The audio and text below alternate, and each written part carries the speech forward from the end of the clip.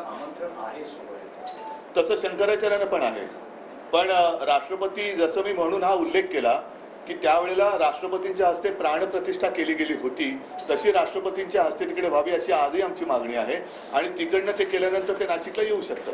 पण राष्ट्रपती जसं शंकराचार्यांना बोलवलं, शंकराचार्यांचा आत्ता आपण जो मुद्दा काढला त्यांनी सांगितलं की आम्ही फक्त टाळ्या वाजवायला जाणार का. आता त्यांचा प्रश्न आहे, कारण जर आपण हिंदू धर्म आणि हिंदुत्व मानत असू तर ज्याचं काम आहे त्यांनी केलं पाहिजे. राजकारणी जी लोक आहेत, नेते लोक आहेत, त्यांनी बाजूला बसलं पाहिजे. आमची काही हरकत नाही आहे, बाजूला बसावं. आणि हा राष्ट्राचा जर का अस्मितेचा प्रश्न असेल तर राष्ट्रपतींच्या हस्ते व्हायला पाहिजे. उद्धवजी, शंकराचार्यांचा मुद्दा उपस्थित केल्यानंतर 4 पीठांपैकी 2 पीठांच्या शंकराचार्यांनी काही मुद्दे उपस्थित केले.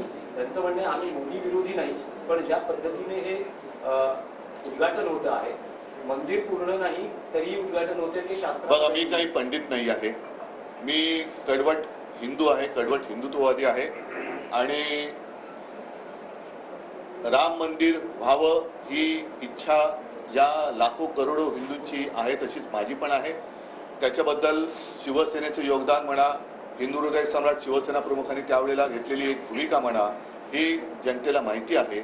आणि म्हणून मला असं वाटतं की आता यातले जे काही शास्त्रानुसार काही मुद्दे आहेत ते मला माहिती नाही, त्याच्यावर मी बोलू नये. कारण काही जणांना सवय असते की माहिती नसलं तरी ठोकून बोलायचं, तसा त्यातला मी नाही आहे.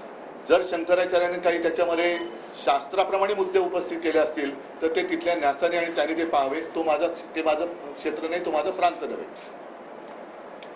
सर, निकाल